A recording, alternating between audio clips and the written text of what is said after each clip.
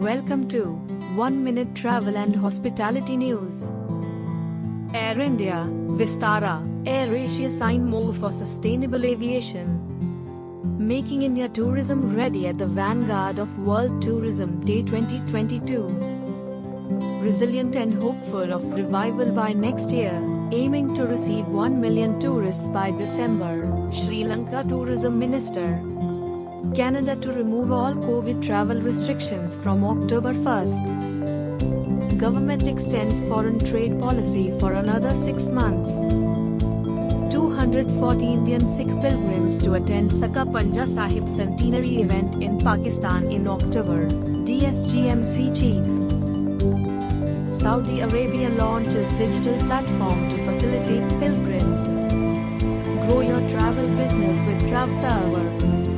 Thanks for watching 1 Minute Travel and Hospitality News. Use your full potential to develop and grow your travel business with TravServer CRM. Don't forget to like, share and subscribe to stay updated with TravServer.